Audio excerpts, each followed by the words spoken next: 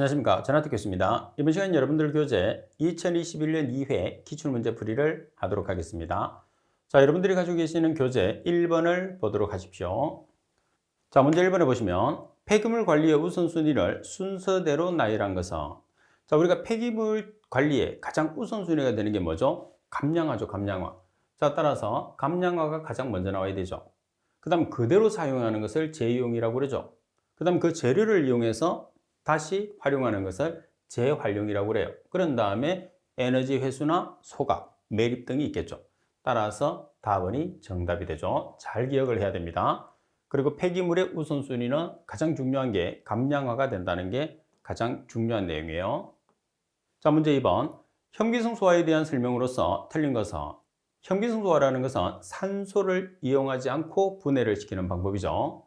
가번의 가수분해 산생성, 메탄 생성 단계로 구별이 된다. 다음에 처리 속도가 느리고 산소를 이용하지 않기 때문에 고농도 처리에 적합하죠. 반면에 호기성소화 같은 경우에서는 처리 속도가 빠르나 고농도 처리에 부적합하고 설러지가 많이 발생하죠. 그리고 호기성 처리에 비해서 동력비 및 유지 관리비가 적게 들죠. 유기산의 농도가 높을수록 처리 효율이 떨어지는 게 현기성소화의 특징이다. 이렇게 보시면 됩니다. 유기산의 농도가 높을수록 처리 효율은 나빠진다. 이렇게 봐야 돼요. 자, 그리고 3번 문제를 보겠습니다. 인구가 1천만 명인 도시를 위한 쓰레기 위생 매립지, 매립 용량이 상당히 크죠. 1억 미터의 삼성입니다.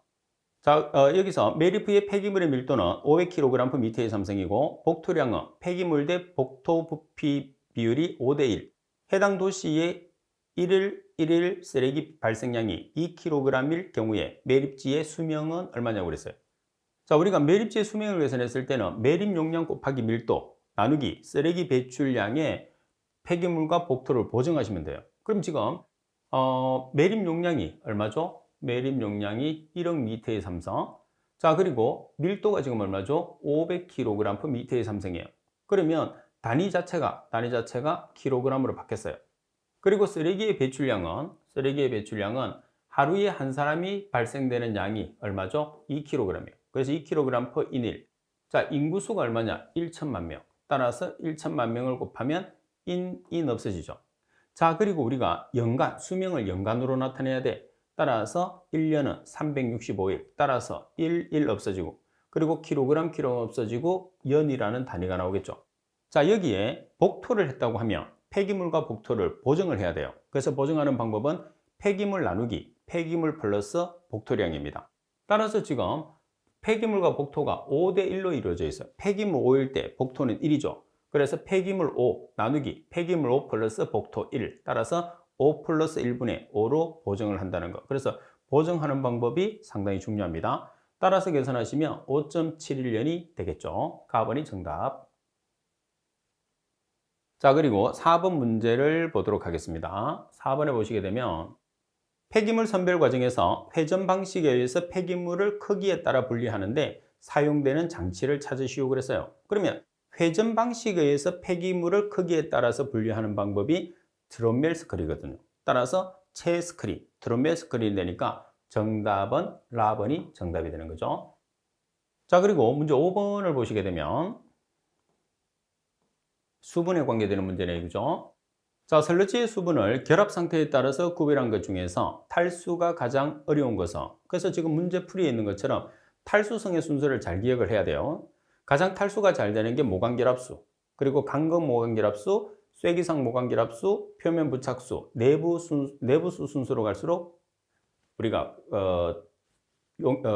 탈수가 잘 안 되는 거죠. 그래서 탈수가 제일 잘 되는 물은 모관결합수. 탈수가 제일 잘 되지 않는 것은, 가장 어려운 것은 내부수, 세포 안에 있는 수분. 따라서 탈수가 가장 어려운 수분이라고 그랬으니까 내부수가 정답이 되는 거죠. 따라서 내부수가 정답. 잘 기억을 해야 됩니다. 자, 그리고 문제 6번을 보겠습니다. 자, 문제 6번. 유해 폐기물의 성분 물질 중에서 AS가 비소입니다. 비소에 의한 피해 증세로 가장 거리가 먼 것은, 이 비소에 의한 증상이 시험에서 상당히 잘 나옵니다. 자, 비소에 의한 증상은 가장 먼저 무기력증을 유발합니다. 그리고 피부염을 유발을 하고 그리고 암 및 돌연변이에 유발이 되는 거죠. 따라서 해당 사항이 없는 것은 답번이 정답입니다. 자, 그리고 여러분들 7번 문제, 7번도 상당히 자주 나오는 문제죠. 폐기물의 수거 노선 설정 시 고려해야 할 사항으로서 가장 거리가 먼 것은 수거 노선을 설정합니다. 자, 가번 언덕길은 올라가면 힘들죠. 내려가면서 수거합니다. 그래서 내려가면서. 다음에 발생량이 적으나 수거 빈도를 동일하기를 원하는 곳은 같은 날 가장 먼저 수거를 한다. 자, 같은 날 수거를 하는 건 맞는데 같은 날 왕복 내에서 이렇게 왕복을 해오면서 수거를 하기 때문에 이 부분이 틀렸어요. 답은 가능한 지형 지물 및 도로 경계와 같은 장벽을 사용해서 간선도로 부근에서 시작하고 끝나도록 배치한다. 4번 가능한 시계 방향으로 수거 노선을 정하며 U자형 회전을 피해서 수거한다. 시계 방향 U자형은 피한다. 왜? 한번 갔던 길을 다시 가게 되면 다시 돌아오게 되면 효율성이 떨어지기 때문에 한번 간 길은 가지 않고 U자형 회전을 피해서 수거 노선을 정하게 됩니다. 자, 따라서 틀린 부분은 4번이죠. 그리고 또 하나 중요한 것은 뭐냐면 가장 먼저 수거하는 것은 폐기물의 발생량이 가장 많은 곳을 가장 먼저 수거한다는 것을 꼭 기억을 해 주셔야 돼요. 자, 그리고 8번 문제를 보겠습니다. 8번에 보시게 되면 폐기물 발생량의 결정 방법으로 적합하지 않은 것은 자, 가번 발생량을 직접 추정하는 방법, 그리고 도시의 규모가 커짐을 이용해서 추정하는 방법, 다음에 주민의 수입 또는 매상고와 같은 2차적인 자료를 이용해서 추정하는 방법, 라번 원자재 사용으로부터 추정하는 방법. 자, 폐기물 발생량을 결정하는 방법 중에서 가장 효율성이 없는 게 도시 규모가 커지는 것으로 우리가 추정하는 것은 실제로 옳지 못합니다. 따라서 나번을 제외한 나머지 가번과 다번과 라번은 이용할 수가 있어요. 그리고 문제 9번을 보겠습니다. 문제 9번을 보시게 되면 폐기물의 관리 목적도는 폐기물의 발생량을 줄이기 위한 노력을 3R로 줄여서 말하고 있다. 또는 4R이라고 그러죠. 자, 이 3R에 해당하지 않는 것은 자, 먼저 리사이클, 재활용, 리커버리, 회수이용, 리덕션, 감량화, 그리고 리유즈, 재이용이죠.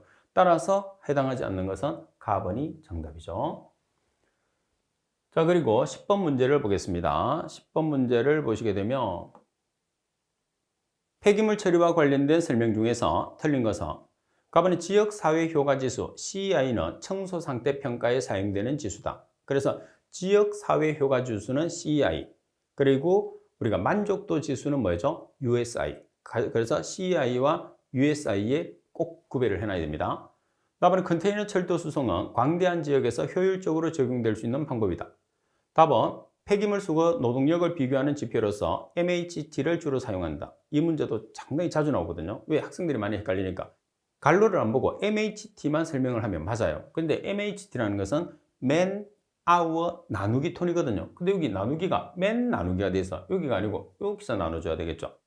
자, 그리고 직접 저장 투하 결합 방식에서 일반 부패성 폐기물은 직접 상차 투입구로 보낸다. 그래서 부패성 폐기물은 우리가 적환장에서 적환을 하시면 안 돼. 보관하시면 안 됩니다. 따라서 설명이 틀린 것은 답번이 정답. 자, 그리고 11번 문제를 보겠습니다. 폐기물 발생량의 예측 방법 중에 하나인 수식으로 쓰레기 발생량을 영양인자를 주어서 각 인자들의 효과를 총괄적으로 나타내어서 복잡한 시스템의 분석에 유용하게 사용할 수 있는 것은 자, 이 문제의 핵심은 우리가 이론했을 때 핵심 용어가 뭐라고 그랬어요? 복잡한 시스템. 자, 여기서 복잡하다. 복잡하다는 것은 여러 개라는 소리겠죠. 그래서 복잡은 다중. 따라서 복잡한 시스템이라는 핵심 용어는 다중 회귀 모델에 대한 설명. 따라서 나번이 정답이 됩니다. 자, 그리고 12번 문제를 보겠습니다. 12번에 보시게 되면 폐기물의 차량 총 중량이 24,725kg, 공차량 중량이 13,725kg이며 적재함의 크기가 길이가 400cm, W 폭이 250cm, H 높이가 170cm일 때 차량 적재 계수를 계산하시오 그랬어요. 자, 단위를 톤/미터의 삼성으로 계산하시오 그랬으니까 중량의 단위를 톤으로 만들고 그리고 지금 길이, 폭, 높이를 곱하면 미터의 삼성이 되는 거죠. 자, 그럼 먼저 여러분들이 톤으로 만들면 10의 마이너스 3성을 곱하면 톤이 되는 거죠. 따라서 차량의 총 중량 24,725kg은 24.725톤이 되는 거죠. 자, 그리고 13,725kg은 13.725톤이 됩니다. 그 차에서 나누기. 자, 400cm는 4m, 250cm는 2.5m, 170cm는 1.7m 곱해서 나타내면 단위가 톤퍼미터의 삼성이 되는 거잖아요. 따라서 계산하면 0.647 톤퍼미터의 삼성. 그래서 지금 12번 문제 같은 경우에서는 특별한 공식을 이용을 하는 게 아니고 단위 환산을 통해서 푸는 문제라고 생각하시면 돼요. 그리고 13번 적환장에 대한 설명으로 틀린 것은, 적환장이라는 것은 폐기물 발생량이 적은 지역에 임시로 폐기물을 보관하는 장소를 적환장이라고 합니다. 직접 투하 방식은 건설비 및 운영비가 다른 방법에 비해서 모두 적다. 다음에 저장 투하 방식은 수거차의 대기 시간이 직접 투하 방식보다 길다고 그랬어요. 저장 투하 방식은 미리 저장을 해놓고 쓰레기를 모은 다음에 우리가 폐기물을 이송시키기 때문에 대기 시간이 상당히 짧은 게 특징이죠. 그래서 대도시에 적합해요. 그리고 직접 저장 투하 결합 방식은 재활용품의 회수율을 증대시킬 수 있는 방법이다. 다음에 적환장의 위치는 해당 지역의 발생 폐기물의 무게 중심에서, 다시 말해서 폐기물이 가장 많이 발생하는 곳에 가깝게 설치하는 것을 원칙으로 합니다. 따라서 틀린 설명은 나번이 되겠죠. 자, 그리고 14번 문제를 보겠습니다. 14번도 상당히 지금 자주 나오고 있어요. 쓰레기의 성상 분석 절차로 가장 옳은 것은 가장 먼저 밀도를 측정하죠. 자, 그리고 물리적 조성, 그리고 건조시켜서 분류 전체가 되니까 라번이 정답이 됩니다. 자, 그리고 15번 문제입니다. 자, 15번 문제를 보시게 되면 다음에 폐기물의 파쇄 에너지 산정 공식을 흔히 무슨 법칙이라고 하느냐고 그랬어요. 자, E는 파쇄물 에너지, 폐기물 파쇄 에너지 E는 C 곱하기 Ln, L1 나누기 L2. 여기서 L1은 처음 폐기물의 크기, L2는 최종 파쇄된 후의 크기. 그러면 파쇄의 법칙인 거죠. 그래서 지금 나타내고 있는 이 파쇄 에너지를 나타내는 공식은 누구의 법칙이냐는 거죠. 그래서 파쇄 법칙의 가장 대표적인 게 킥의 법칙입니다. 따라서 답은이 정답. 자, 그리고 16번 문제를 보겠습니다. 자, 16번 문제를 보시게 되면 고형분의 20%가 폐기물 10톤을 소각하기 위해서 함수율 15%가 되도록 건조시켰다. 자, 이 건조 폐기물의 중량은, 자, 지금 우리가 폐기물을 건조를 시켜서 처리를 하고 있어요. 그죠? 그러면 건조 전 고용물의 함량이 20%예요. TS1이 되겠죠? 자, 그리고 폐기물이 10톤이 된다고 그랬으니까 W1입니다. 그리고 함수율이 15%가 됐어요. 그럼 P2가 되는 거죠. 자, 이때 폐기물의 중량 W2를 계산합니다. 따라서 우리가 슬러지 공식에서 가장 기본이 되는 게 뭐냐면 W1 곱하기 100-P1은 W2 곱하기 100-P2가 되는 거예요. 자, 그죠? 여기에서 고형물이 나와 있으면 100-P1 대신에 TS1, 여기 고형물이 나와 있으면 100-P2 대신에 TS2를 넣으면 되겠죠. 부피로 나와 있으면 W1 대신에 V1, W2 대신에 V2로 대입하시면 돼요. 자, 그리고 여기서 제거된 수분량, 증발된 수분량이라고 하면 W1에서 W2를 빼주시면 되겠죠. 그래서 지금은 수분을 제거하는 과정이 슬러지를 처리하는 과정이라고 생각하시면 돼요.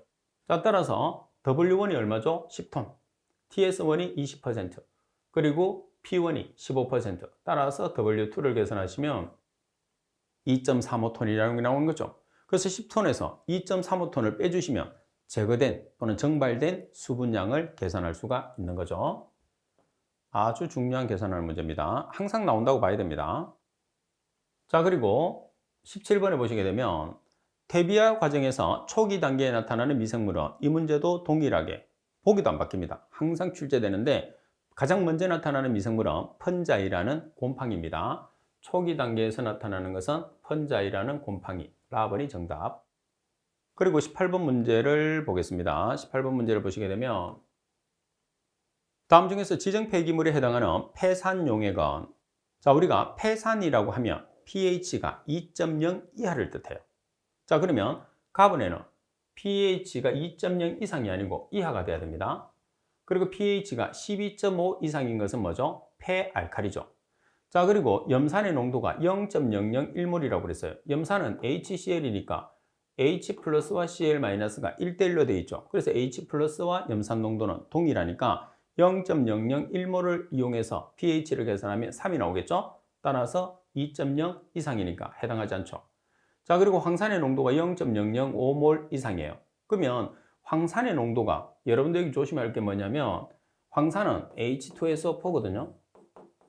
그럼 여기서 H가 두 개니까 EH 플러스와 SO4 E-가 이렇게 나온다고. 그러면 황산이 지금 보시다시피 0.005몰이에요. 그러면 H 플러스는 2몰이죠. 2 곱하기 0.005몰. 황산이온은 0.005몰. 이렇게 나오는 거죠. 그러니까 여기서는 pH를 계산했을 때 조심을 하는 게 여기서 2를 반드시 곱해줘야 돼요. 그러니까 얼마가 나오느냐? 2.0이 나왔어요. 그러면 2.0 이하니까 폐산에 해당하죠. 따라서 폐산은 라번이 정답.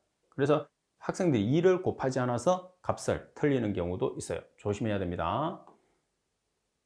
자, 그리고 여러분들 19번 문제를 보시게 되면 분뇨 처리 결과를 나타낸 그래프에 갈로에 들어갈 말로 알맞은 것은, 자, SA는 유출수의 휘발성 고형 물질의 농도, S0는 유입수의 휘발성 고형 물질의 농도, SRT는 고형 물질의 처리 시간이에요. 자, 이 문제는 항상 어떻게 출제돼요? 동일하게 출제가 되겠죠. 따라서 동일하게 출제되니까 답만 여러분들이 기억을 하시면 돼요. 그래서 지금 갈로에 들어가 있는 것은 뭐를 표현하는 값이냐 하면 나번의 생물학적 분해 불가능한 휘발성 고형물의 분율을 나타냅니다. 자, 갈로에 있는 값은 나번 생물학적으로 분해가 불가능한 휘발성 고형물질의 분율. 그래서 불가능한 휘발성 고형물질의 분율이라는 걸 꼭 숙지를 하고 계셔야 돼요. 자, 그리고 20번 문제를 보겠습니다. 자, 20번 문제를 보시면 열분해에 영향을 미치는 운전인자가 아닌 것은, 자, 열분해에 미치는 운전인자, 가번에 운전 온도. 자, 운전 온도 필요하죠. 자, 그리고 우리가 열분해라는 것은 열을 가하기 때문에 가열 속도가 필요해요.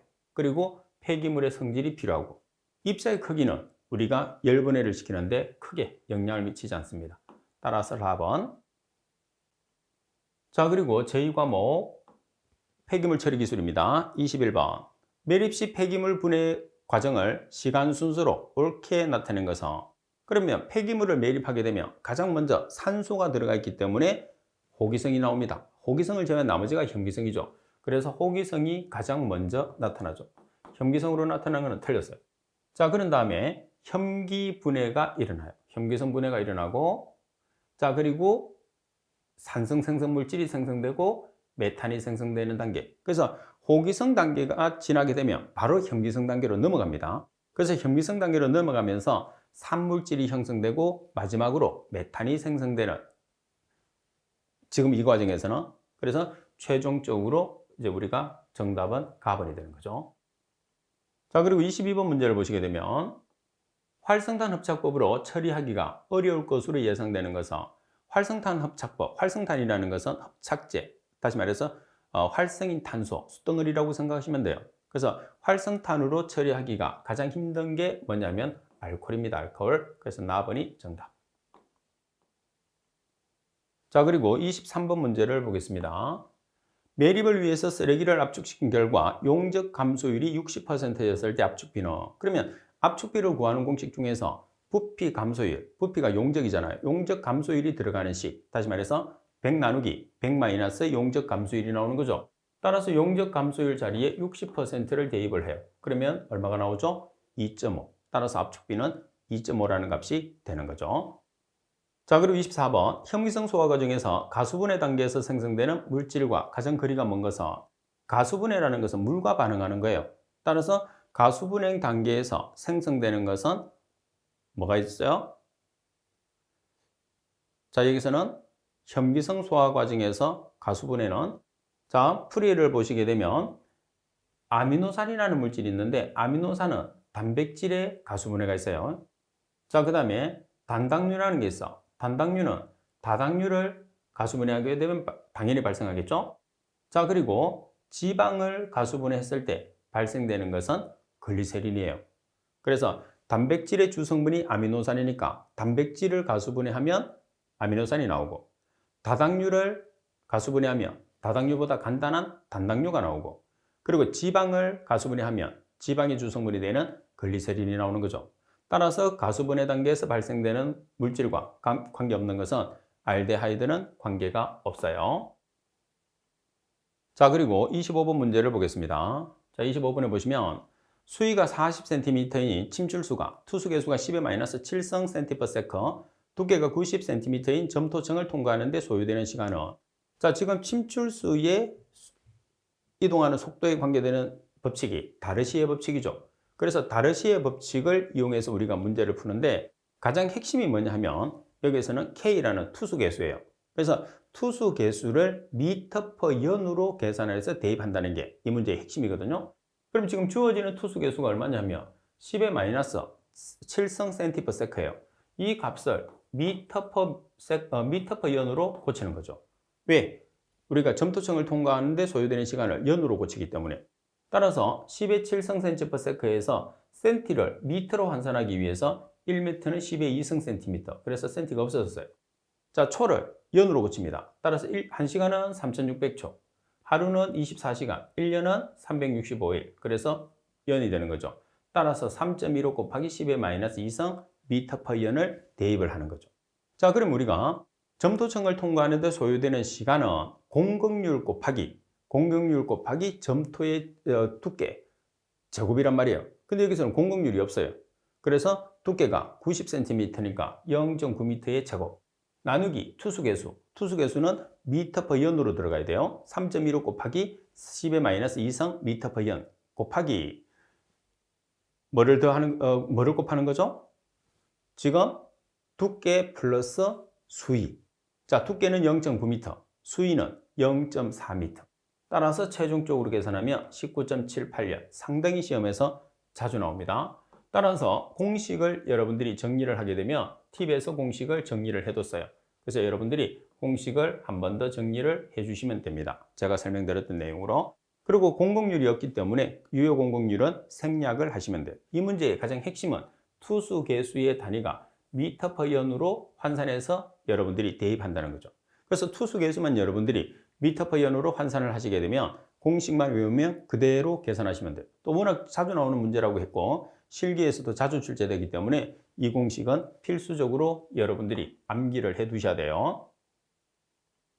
자, 그리고 26번 폐기물 매립지에서 사용하는 인공복토제의 특징이 아닌 것은, 자, 인공복토제는 독성이 없어야 합니다. 가격이 저렴해야 되죠. 투수계수가 높으면 물이 잘 빠져들어가는 거예요. 그럼 침출수가 많이 생기죠? 투수계수가 어때요? 작아야 돼요. 그리고 악취 발생량을 저감시킬 수 있어야 한다. 따라서 답은이 정답. 자, 그리고 27번 문제를 보시게 되면 생활 폐기물인 음식물 쓰레기의 처리 방법으로 가장 거리가 먼 것은, 자, 답은 가장 중요한 게 감량화 및 소멸화죠. 감량 또는 소멸화 해당합니다. 그리고 사료화, 그리고 퇴비, 고형화는 관계없어요. 고형화라는 것은 우리가 감량하고 반대가 되는 거죠. 부피가 더 늘어나죠. 라번이 정답. 자, 그리고 28번 문제를 보겠습니다. 28번에 보시면 퇴비화 대상 유기 물질의 화학식이 탄소가 99, 수소가 148, O가 59, N이 1이라고 하면 유기 물질의 CMB라는 것은 유기 물질에 포함되어 있는 탄소량에서 질소량을 나눠준 값이에요. 그럼 지금 탄소가 몇 개? 99개. 질소가 몇 개? 1개. 그러면 탄소는 원자량이 10이니까 12 곱하기 99에서 질소는 14 곱하기 1을 해주시면 CMB는 84.86이라는 값이 나오게 되겠죠. 자, 이런 문제는 거저주는 문제입니다. 그래서 개념 정리만 해놓으시면 여러분들이 풀 수 있어요. 그리고 29번 유해 폐기물의 처리 기술 중에서 용매 추출에 대한 설명 중에서 가장 거리가 먼 것은, 답은 액상 폐기물에서 제거하고자 하는 성분을 용매 쪽으로 흡수시키는 방법이다. 답은 용매 추출에 사용되는 용매는 점도가 낮고 극성이 아니어야 되죠. 극성이라는 것은 물에 녹는 거예요. 물에 녹으면 우리가 추출하기가 힘들어요. 그래서 용매에서 점도가 낮고 그리고 극성이 아니고 비극성, 다시 말해서 물에 녹지 않아야 된다는 거죠. 답은 용매 추출의 경제성을 좌우하는 가장 큰 인자는 추출을 위해서 요구되는 용매의 양이다. 답은 미생물에 의해서 분해가 힘든 물질 및 활성탄을 이용하기에는 농도가 너무 높은 물질 등의 적용 가능성이 크다. 여기서 활성탄이라는 것은 뭐냐면 hợp착제죠. 그래서 hợp 착법으로 처리하기가 어려운 물질을 사용한다. 어려웠을 때 용매 추출법을 쓴다는 거죠. 4번이 정답. 자, 그리고 30번 문제를 보겠습니다. 30번에 보시면 중류연소시, 중류라는 것은 액체 연료 중에서 가장 저질의 연료죠. 중류연소시 발생되는 황산화물을 타락시키는 방법이 아닌 것은 중류에는 저질 연료이기 때문에 불순물이 많거든요. 그중에 황이 많이 포함되어 있어요. 그래서 황을 제거시키는 타랑 장치를 설치를 해야 됩니다. 가번에 미생물에 의한 타랑, 나번에 방사선에 의한 타랑, 나번에 질산염 흡수에 의한 타랑, 나번에 금속 산화물 흡착에 의한 타랑. 그래서 가번에 있는 미생물, 나번에 방사선, 다번에 금속 산화물인 우리가 황산화물을 타랑시키는 방법이에요. 또 하나가 뭐 있느냐면 수소를 접촉시키는 접촉 수소화 타랑법도 있어요. 그렇지만은 답번은 해당 사항이 없어요. 답번은 그냥 제목을 만들어낸 거예요. 자, 그리고 여러분들 31번 문제를 보시게 되면 부식질의 특징으로서 틀린 것은 가번에 짙은 갈색이다. 맞죠? 나번에 뛰어난 토양 계량제이다. 맞습니다. 다번에 CMB는 낮은 게 보통이죠. 그래서 50 정도로 높은 게 아니고 10 내외로 낮은 게 일반적인 경우에 부식질의 CMB는 10 이하입니다. 그리고 물 보유량과 양이온 교환 능력이 뛰어나죠. 따라서 답번이 틀린 설명 정답입니다. 그리고 32번 문제를 보시게 되면 분뇨의 슬러지 근량이 3m의 삼성이며 함수율이 95%이다. 함수율을 80%까지 농축하면 농축조에서 분리액의 부피는 얼마인지 계산하시오 그랬어요. 그러면 슬러지량을 계산했을 때는 건조 슬러지량 곱하기 함수율을 보정하거든요. 함수율을 보정했을 때는 100 나누기 100 마이너스 함수율. 여기서 100 마이너스 함수율이라는 것은 고형물과 같은 값이에요. 그럼 보이원을 먼저 계산을 해보면, 자, 지금 우리가 건조량으로 나타냈을 때 3m의 삼성이거든요. 이때의 함수율이 95%예요. 그러면 3m의 삼성 곱하기 100 나누기 100 마이너스 95를 하니까 60m의 삼성이 나오죠. 자, 그리고 수분이 80%로 농축했을 때, 그러면 수분 자리만 바꿔주면 돼요. 그러면 얼마가 나오죠? 15m의 삼성. 자, 따라서 분리액의 농축이라는 것, 부피라는 것은 큰 값에서 작은 값을 빼주면 돼요. 그래서 V1에서 V2를 빼주면 최종적으로 우리가 계산하고자 하는 농축제에서의 분리액의 부피는 45m의 삼성이라는 값이 산출이 된다는 거죠. 자, 그리고 33번 문제를 보겠습니다. 영차 반응에 대한 설명 중에서 옳은 것을 찾으시오 그랬어요. 자, 영차 반응이라는 것은 시간이 경과해도 분해 반응 속도에 영향을 미치느냐 미치지 않느냐는 거죠. 그래서 영향을 미치지 않는 게 영차 반응이에요. 따라서 바르게 설명된 것은 라번이 정답이고요. 자, 그리고 34번 문제를 보시게 되면 우리나라 매립지에서 침출수 생성에 가장 큰 영향을 주는 인자는, 자, 침출수는 폐기물에 관계에 있겠지만 가장 크게 영향을 주는 것은 강우죠, 강우. 따라서 강우가 빗물이 되니까 강수, 답번이 정답. 자, 그리고 35번 문제를 보겠습니다. 자, 35번에 보시면 토양오염 처리공법 중에서 토양전기 추출법의 특징이 아닌 것은, 그래서 전기를 불어넣어서 우리가 토양에 있는 오염물질을 제거하는 방법입니다. 가면 통기성이 좋은 토양을 정화하기 좋은 기술이다. 그래서 전기가 쉽게 들어갔다가 빠져나와야 되니까 통기성이 좋아야 됩니다. 그리고 나번 오염지역의 대수층이 깊을 경우에 사용이 어렵죠. 그래서 대수층이 깊다는 소리는 아주 아래쪽에서 오염이 되어 있다는 소리예요. 그러면 우리가 전기 추출법을 쓰기가 힘들어요. 그리고 총처리 시간 예측, 토양에서 오염 물질을 제거했을 때는 실제로 예측한다는 것은 불가능해요. 그래서 예측이 어렵습니다. 그리고 휘발성이나 준휘발성 물질을 제거하는데 탁월하다. 그래서 비휘발성이 아니고 휘발성 오염 물질을 제거하는데 탁월하죠. 왜? 휘발을 시켜서 빨리 없어지는 것을 휘발이라고 하는 게, 휘발이 되는 물질의 처리가 용이하다, 그런 뜻입니다. 따라서 답번이 정답이 되겠죠. 자, 그리고 36번 문제를 보겠습니다. 자, 36번 문제를 보시게 되면 함수율이 95%, 분뇨의 유기 탄수량이 TS, 고형물의 35%, 총 질소량은 TS, 고형물의 10%이고 이와 혼합할 함수율이 20%인 볏짚의 유기 탄수량이 TS의 고형물의 80%, 총 질소량이 TS, 고형물의 4%라면 분뇨와 볏짚을 무게비 2대1로 혼합했을 때 CMB는, 자, 먼저 우리가 내용 자체를 한번 정리를 해 보겠습니다. 팁을 보시게 되면 고형물이라는 것은 100%에서 함수율을 빼주면 고형물 퍼센트가 나오겠죠? 근데 지금 분뇨와 볏집이 2대1이라고 그랬어요. 그럼 2대1일 때 분뇨가 차지하는 양은 3분의 2, 두 개의 합이 3이니까. 그리고 분뇨와 볏집이 중에서 볏집이 차지하는 양은 3분의 1. 왜?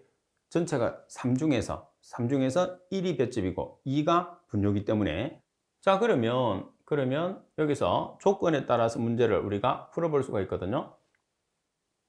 지금 여러분들이 함수율이 95%라고 했으니까 고형물은 몇 퍼센트가 되는 거죠? 고형물은 5%가 되는 거예요. 그래서 지금 여러분 분뇨에 해당하는 값은 2대1 중에 2가 분뇨니까 3분의 2가 분뇨량이 되는 거죠. 그래서 3분의 2 곱하기 그 다음에 고형물 95% 1-0.95를 하셔도 되고 0.05를 대입하셔도 돼요. 자, 이 중에서 지금 유기탄수량은 몇 퍼센트? 35%, 0.35. 자, 그리고 플러스 볏집에 해당하는가? 자, 볏집은 함수율이 20%예요. 그럼 고형물이 몇 퍼센트죠? 80%. 따라서 볏집은 3분의 1을 차지하는데 3분의 1 곱하기 1-0.8 또는 1-0.2 또는 0.8을 하셔도 돼요. 자, 이 중에서 유기탄수량은 고형물의 80%니까 0.8을 곱했어요. 자, 그 다음에 질소량을 하겠습니다. 자, 먼저 여러분들 분뇨에 해당하는 질소는 총 질소량은 고형물의 10%예요. 그러면 고형물이라는 것은 5%니까 1-0.5의 10%, 0.1. 자, 이 값은 분뇨는 3분의 1을 차지하죠. 자, 그러면 볏집 3분의 1 곱하기 고형물이 몇 퍼센트? 고형물이 여기 볏집의 고형물은 수분이 20%니까 1-0.8. 1-0.2 또는 0.8이죠. 이 중에 총 질소량은 고형물의 4%, 0.04를 곱하는 거예요. 그래서 지금 1-0.2라는 것은 뭐를 뜻하느냐 하면 고형물을 뜻하는 거죠. 1-0.95도 뭐를 뜻하느냐 하면 고형물을 뜻하는 거예요. 고형물 중에서 유기탄소량과 질소량이 함유되어 있기 때문입니다. 그래서 함수율이 주어지면 여러분들은 고형물을 쉽게 계산을 할 수가 있어야 되겠죠. 따라서 계산하면 16.07이라는 값이 나오게 됩니다.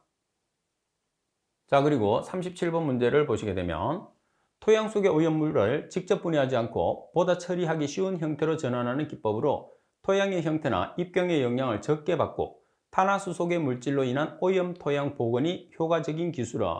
자, 여기서는 우리가 뭐를 이용을 하느냐 하면 실제로 열을 이용을 하거든요. 그래서 지금 37번에 대한 설명은 열 탈착법에 대한 설명이에요. 따라서 나번이 정답이 됩니다.